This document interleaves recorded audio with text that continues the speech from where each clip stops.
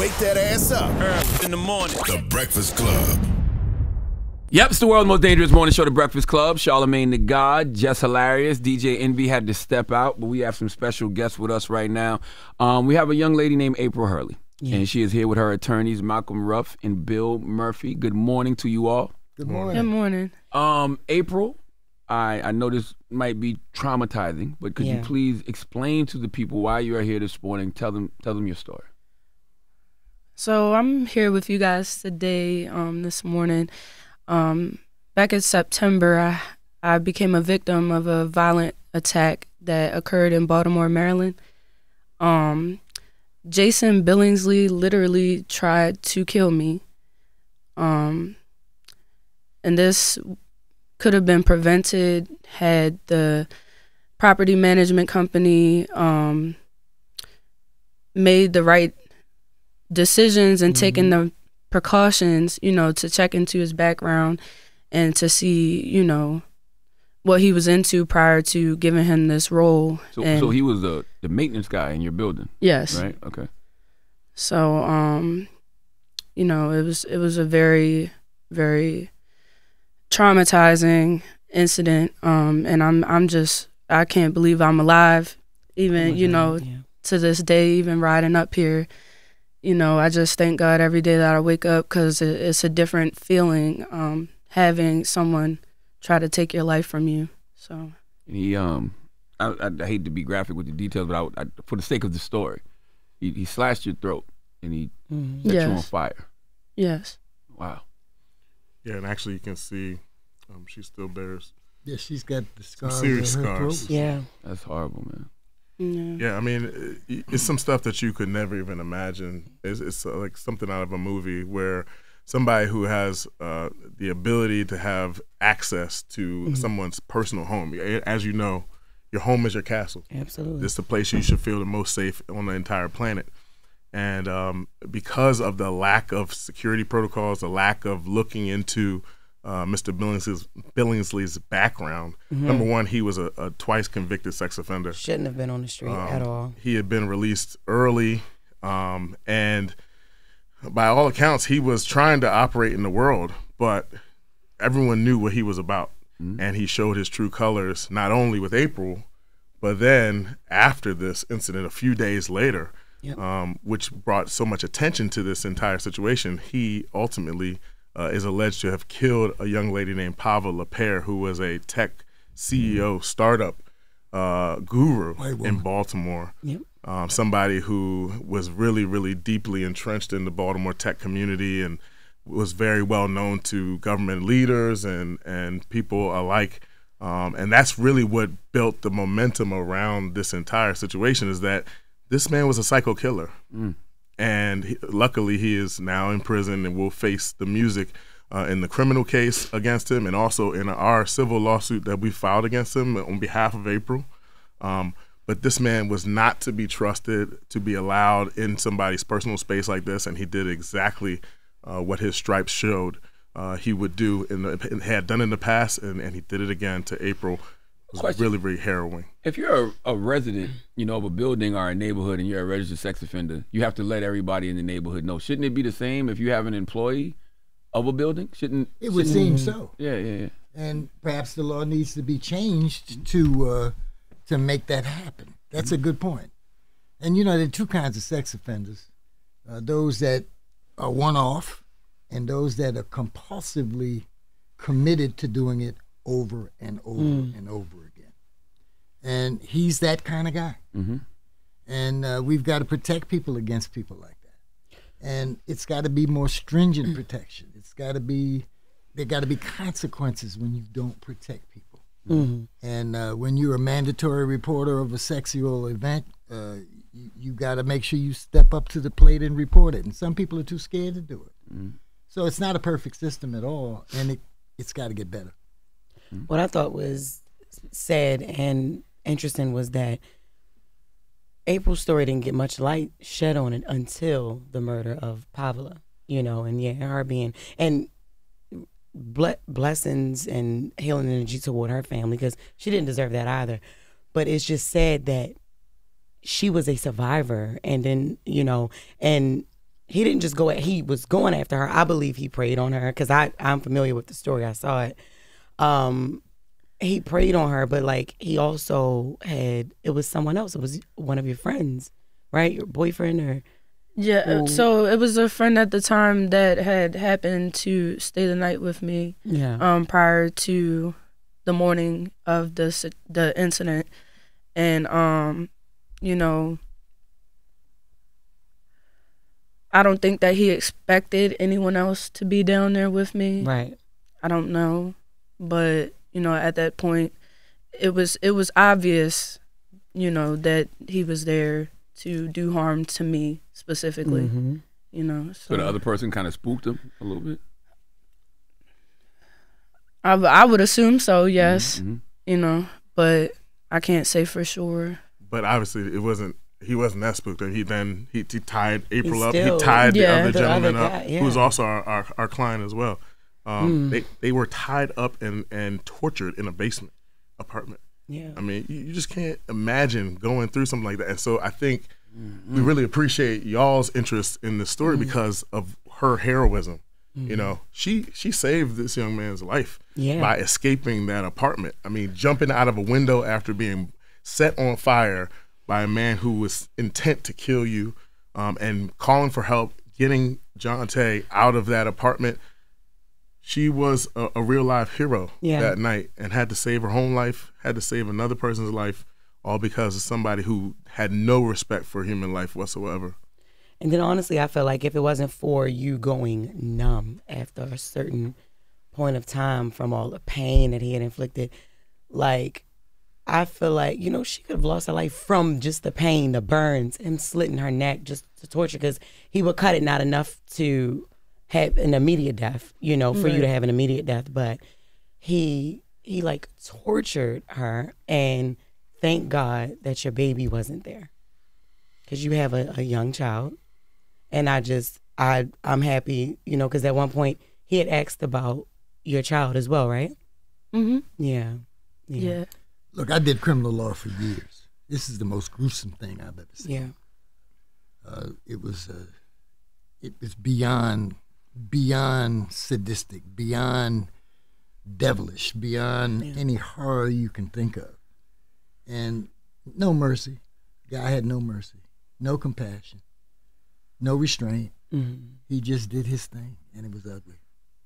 April, have you gone on any type of healing journey from this incident? Because I can clearly look at you, and rightfully so, you're visibly triggered. I don't even like having this conversation, to be honest with you. But have you started a healing journey? Yes, I do go to therapy weekly. I do have group sessions that I attend. You know, I am able to call on people that care about me and love me, and, you know, just get advice, or, you know, if I'm not feeling like myself, or if something does trigger me, you know, I'm learning how to cope with certain things, you know, but the trauma, it doesn't just go away, you know, so it's going to be a long journey. Yeah. It's something that I could never forget, but, you know, hopefully through therapy and, you know, different walks of life moving forward, hopefully I can learn how to, you know, feel safe again. You know, so that's what I've been working on. One of the things she's doing is learning self-defense principles and pistol training. Mm-hmm. Beautiful. And I've never been in favor of gun control for black folks. I think all black folks should have a firearm. I agree with you. I'm 2A all day. Yes. I believe owning a firearm in this country as a black person is a form of self-care. Absolutely. Because, look, we don't know what's going to happen if Donald Trump gets elected. And revolution is something that we've never had to talk about before, but others are talking about it. And so when you hear enough of that talk, you got to be ready. Yeah. You forget. I mean, even forget Trump. Just look at what April goes through. I got 4 daughters. You know what I mean? I want them to know how to handle a firearm and be licensed to carry because of situations like that. Absolutely. I would definitely encourage every young woman to take their safety very seriously. Whether you're nervous, whether you've never had any experience, seek professional advice, seek professional classes to gain that confidence, learn your laws and how to safely operate, self-defense weapons, because you never know. Like, never in a million years would I had ever thought that I would wake up to something like this. And I just thank God that my daughter wasn't there. Yeah. And it's, the fear moving forward is very, very traumatizing. There's points where I wake my daughter up from her room and have her come sleep with me because I'm nervous that something could happen because of what happened. Yeah. How old is your baby? She's 3. I want to recommend my good sister Robin Evans. She has an organization called Chicks with Triggers, and everything you just said is what she teaches. She teaches self-defense with firearms, knives. She teaches you the laws of the state that you live in, all of that. So anybody out there, if you're listening, look up Robin Evans Chicks with Triggers and to learn how to properly defend yourself. Now, April, you got the 444, the angel numbers on your neck. Did you have that before this incident? Yes. Wow. Wow. You know that means you are completely surrounded by angels. You're being guided through whatever you are focusing on. So when you was going through this experience, was that on your mind? Oh, I was praying the whole time. Yeah. Wow. I remember saying that. The whole time. Wow. I did not stop praying. I couldn't even cry because I was so focused on praying, because I truly believe that God has the final say so. So I was just, thinking of how can I get out this situation if the opportunity presents itself, and just praying. What was going on when you were thinking that? What was going on when I was thinking that? You don't have to retell that. As far as what? What made you go out the window like that? Oh, he thought I was dead. Yeah. Like he had dragged me across to the other side of the room. I appeared unconscious, but I wasn't. And I was very weak. And I knew at that point, that he was going to set the room on fire. So I just waited. He had removed the handcuffs from me, and I had just waited for the fire to be lit. And I said, once he runs out of this room, I'm getting out this window. Mm-hmm. And I'm only 5'2". Yeah. The window was at least 6 foot. I had to climb on top of things to try to open the window, to then pull myself out of the window while on fire, while my throat is slit. Mm. And just like that's only God. It's crazy.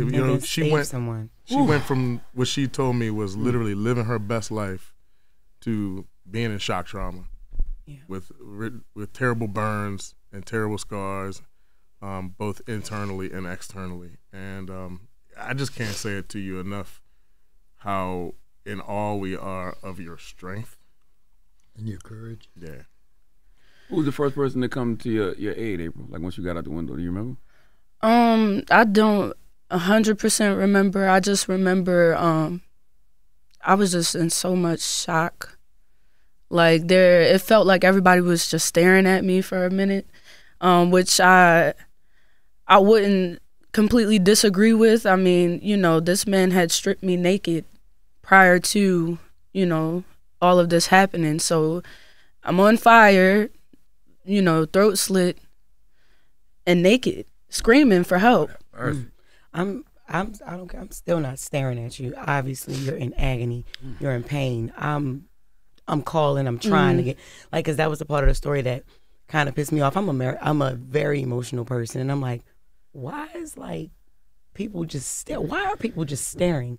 Or I don't know if you can. Do you remember anybody recording you or something like that? No, but I do remember there was a lady that ran over. She ran through everybody with a towel. Yeah.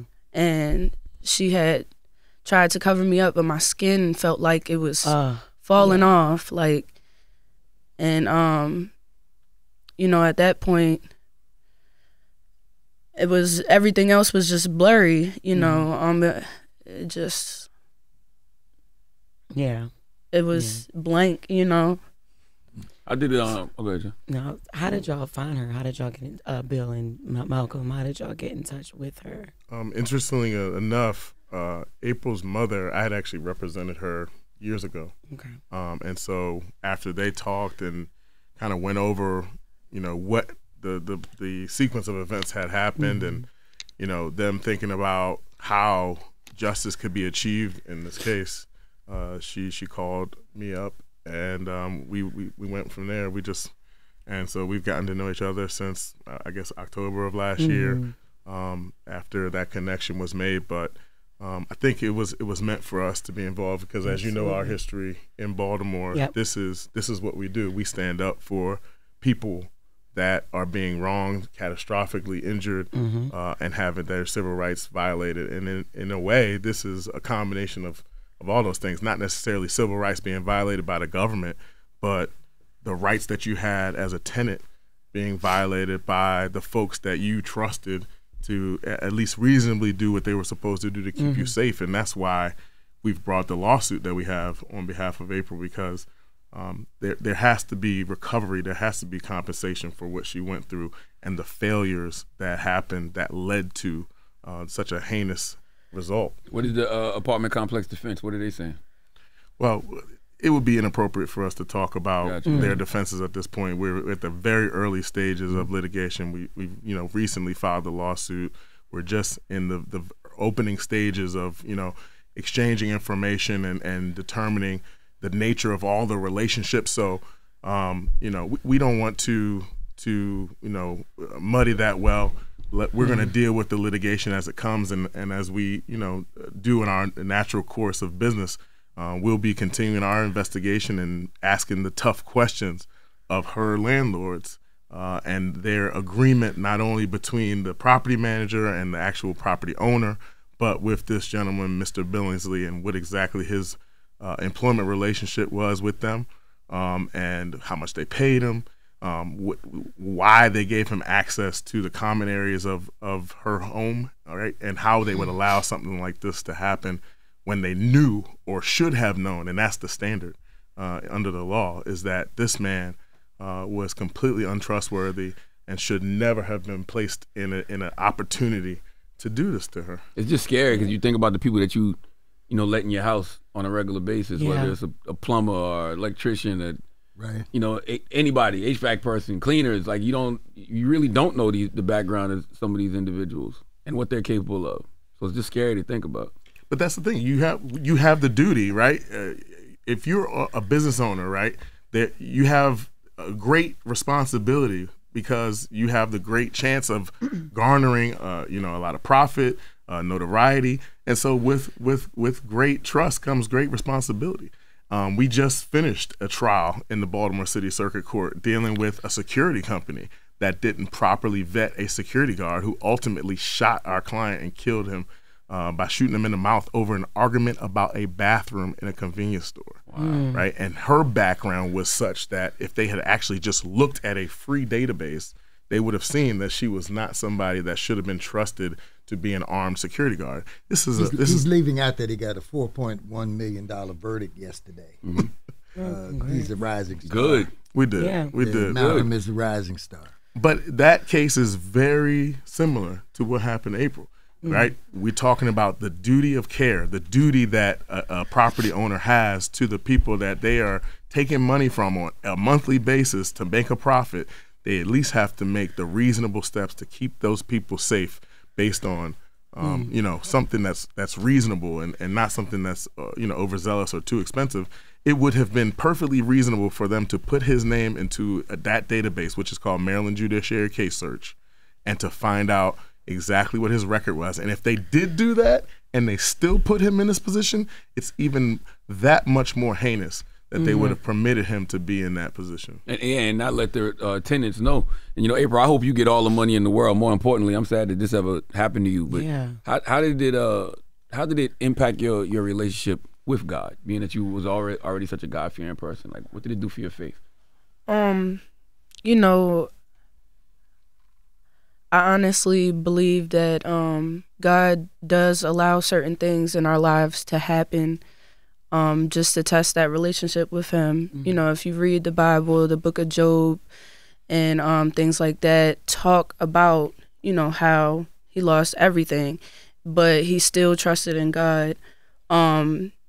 If anything, it strengthened my relationship with him because he kept me in a situation where I shouldn't be here right now, but I am through God's mercy.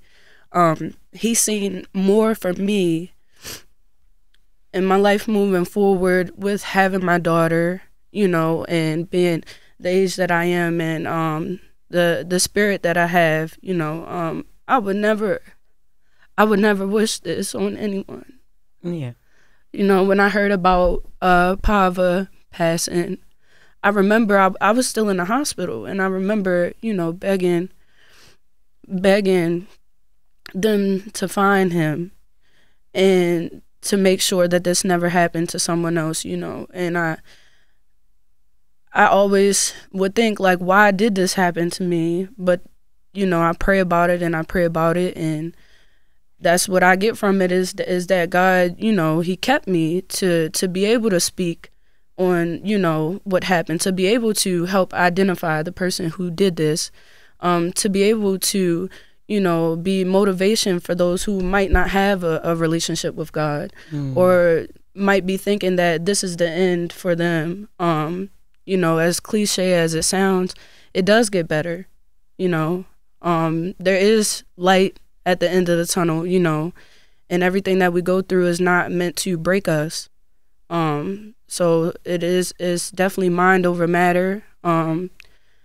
And it's definitely strengthened my relationship with God a lot. So, question for Malcolm and Bill, because, you know, I'm getting slow in my old age. So after this man did this to April, he didn't go to jail? He was still on the street?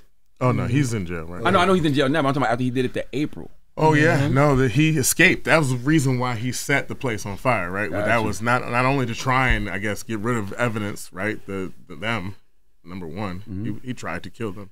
Right, he tried to get rid of any evidence that was in that room, but it also created the diversion he needed to get out of there. So 3 days later, yes, he was at the door of Pava LePaire's apartment building and somehow managed to get her alone, and he allegedly sexually assaulted her and killed her as well. There's a police angle to this, too. Yeah, that was exactly where I was about to go. Sometimes we have the same mind. And Jess, I think you were kind of mentioning it earlier, but one of the more tragic parts of this whole situation is that, as you know, being from Baltimore, we have the term the black butterfly and the white L in Baltimore City, and so it basically the white what? The white L. Okay. So in Baltimore, the map, you can tell that the concentration of folks that are more, you know, of the majority culture live right down the center and to the east of downtown Baltimore. And then the rest is the black butterfly that kind of expands out into the shape of the city from above. And so where April was a part of the black butterfly. When the police found out what had happened to her, you would think that they would have put an APB out and said there is a psycho killer on the loose. Instead, what they said was, this is an arson incident. Wow. Knowing that it was much worse than that. Wow. Not an accident, just a lie. 2 people kidnapped, attempted murder. Yeah. Attempted murder, tortured, sexually assaulted, tried to burn them to death. And the police reported it as an arson.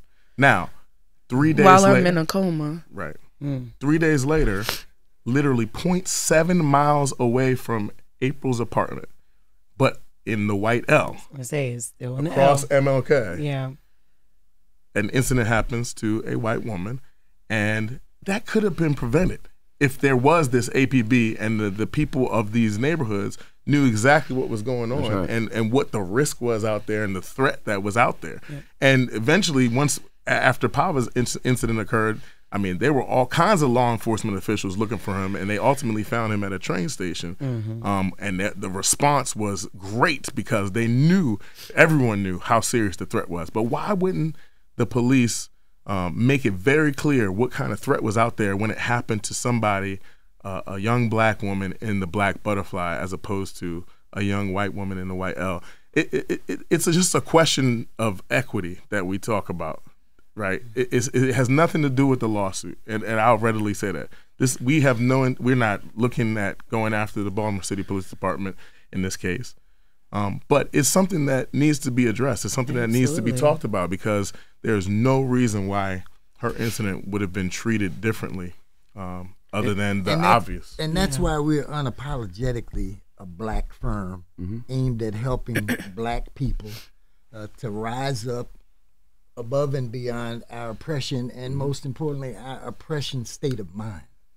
And if white folk were doing what they were supposed to do to undo what their forefathers have done and undo what they continue to do, that would not be a necessary attitude. There would be a partnership. That's right. But because there has never been an adequate partnership between whites and blacks across the board to eliminate racism, we're going to be stuck with it for a long time. And because of that lack of partnership, that's why, what happened to April, something even worse happened to, Pava. Yeah. And see, if you don't have that separatist state of mind where you don't raise the red flag for her, it's going to spill over into the white community. It's gonna hurt whites, maybe, as in this case, worse than it hurt April. Martin Luther King Jr. said it the best: "An injustice anywhere is a threat to justice everywhere." That's exactly right, and we're still stuck in the mud of not getting enough support to overcome it. How did this impact your relationship with Jonte, April?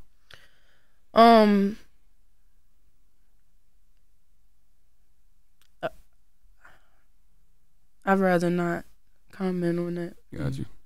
Yeah. And what about your parents? I know they're kind of scared to let you out there. It's like, you're grown, but I know it's like, because I now remember, you mentioning your dad, and I know he was furious. Listen. Come on, man. Like, that's baby girl. Like, Yeah, my dad definitely, I feel like, he reacted as any loving, caring father would. He has 4 other children, and I'm the oldest of his kids, and so it definitely hit him a lot different. And he's a tough guy, but I could tell that it hurt him, very, very deeply. Very protective, needing to know what's going on, where I'm at, who I'm with, like I'm 15 again. Yeah. But, I'm thankful that I do have him, to be there. That's right. My mother, oh my gosh, and she lives all the way in Texas. So it's, the constant phone calls. If I don't answer the first or second time, she's texting everybody. Yeah. Hey, have you heard from April? Because she's assuming that something might have happened again. Yeah. And she's so far away. This is traumatic for them too. And she, like you said, she's far away, and it's going to happen. I mean, she would have to get on the plane, and she would have to, it takes time to travel. Yes. So, but it is a little frustrating sometimes, but, I'm a mother as well, so I think about it. Like I said, I wake my daughter up in the middle of the night to come sleep with me because I couldn't imagine ever feeling what my mom had to feel when I went through this, so I'm thankful that they have been here for me and that they continue to be here for me. And I'm just thankful for all the support that I'm getting for everybody because, it does help motivate me to keep going. Yeah. April, one thing I learned in therapy was that I always said my father raised me out of fear as opposed to love. Yes. He just simply didn't want me to make the same mistakes that he made. I agree. So, like, that's what I'm trying not to do with my daughters, but it's hard, right? Because of the world we live in. Right. So with what you've been through, the traumatic experience you've been through, how are you raising your daughter with love and not fear? It's interesting because I mean she's 3 years old, so you know she wants to explore, she wants to learn, she wants to run off. She's very social.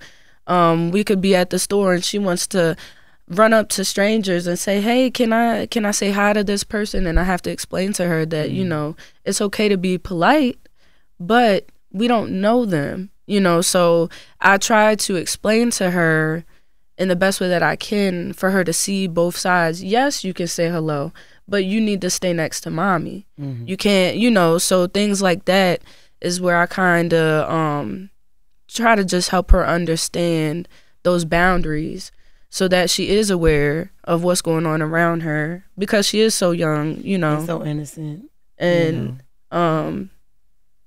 like I said, it just goes back to I could never imagine, being in my mother's position. And I know I'm not God. I can't control the world and the people in it, but I want to do my best, like you said, to not teach her in fear, but for her to understand, that everyone is not a good person. Everybody is not looking out for your best interests. Some people are evil. Some people want what you have. Some people are just out of their mind and, react to the first person that they see. So, hopefully as time goes on, I'll be able to continue just teaching her with love and understanding and kindness, and helping her set those boundaries, moving forward for herself. Because I would never want something like this to happen to my own child, let alone anyone else. How old are you? I'm 25. 25. Yes. Damn. Yeah. See, this raises a very interesting question about trauma, because we now know that there's such a thing as epigenetics. Absolutely. Absolutely. Epigenetics Absolutely. is a mechanism in the human body that transfers trauma from the generation where it was inflicted to the next generation. And that accounts for a whole lot of our behavior. And it accounts for why our attitudes about slavery and segregation still persist, because that trauma passes down through body mechanisms that we are understanding for the first time. And all of y'all from Baltimore? Yes, sir. Yeah, I grew up in Baltimore City, but I went to school in Anne Arundel County, so right around the corner. County, right around the corner. I ain't heard no ooh. I ain't heard no ooh. Yes, I ain't heard it yet. It comes out. I haven't heard it not one time. I try to minimize it a little bit, but cause So she won't get made fun of like I do every day up here. yeah, it's a time and place. It's a time and place. Yeah. Is 2 o'clock a good time? 2 o'clock. Yeah.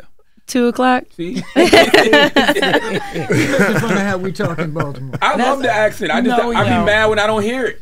He wants somebody to say, He wanted me to come up here, right? You want to hear somebody say, "Hey, Two go blue, get that you Doug. dude, Yeah. right? Go get that Doug." I want a hot dog. Like he, Yeah, hot dog. yeah, because they say dog. Like don't nobody got time to say like that. Now, this sounds like it's an easy case to win, Billy and Malcolm.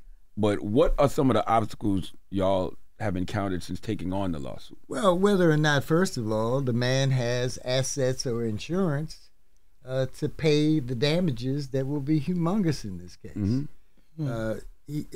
From what we know preliminarily, the property owner, whose name I will not mention, has perhaps modest wealth and unknown insurance because we haven't been able to pin that down yet. And so we are praying for her sake that there is a mechanism to collect the tremendous damages that any jury would impose in this case. Absolutely. Well, hey, bro, I'm sorry this happened to you. It was a pleasure to have this conversation with you, but I'm sorry that we have to have this conversation. Right. You know? It's terrible, man. Like, I think one of the things I think about with her is this man bent her soul, but he didn't break it. He didn't break it. Yeah. He didn't break it, and that's just the testament of her. But even somebody's soul being bent, that's morbid, right? And it needs to be corrected. And so that's why we're here. That's exactly why she's here, and being the strong woman that she is, despite the circumstances, because she's got to gain back what the evil took from her, what the devil took from her. We're gonna claim for victory. True evil. Yeah. True evil in its deepest form. Yeah. True evil. This is my final question, Avery. What do you want people to ultimately take away from your situation? What do you want them to learn from this? Like I said, anything can happen to anyone. So I definitely want people to be smart in the decisions that they're making, and especially, when you think you're safe, it doesn't hurt to go and double check. It doesn't hurt to ask for identification. Sometimes the people that we think are supposed to be doing these things are not, or may not have done it correctly or to the extent that we would have. So take your safety seriously, and trust in God. That's my number one thing. Trust in God.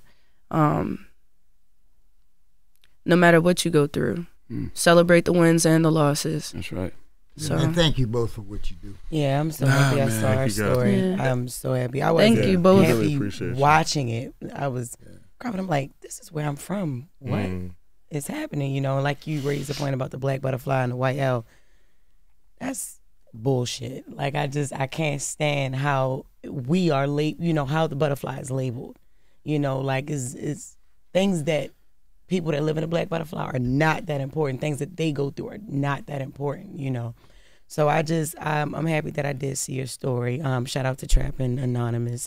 Chris Styles. Yeah, he was amazing. I was like, yo, can I get a contact on her and all that? And I thought he was gonna be like, no, because once you go through something like that, you don't want to talk to everybody. Right. Like, I don't care how big your platform is or whatever.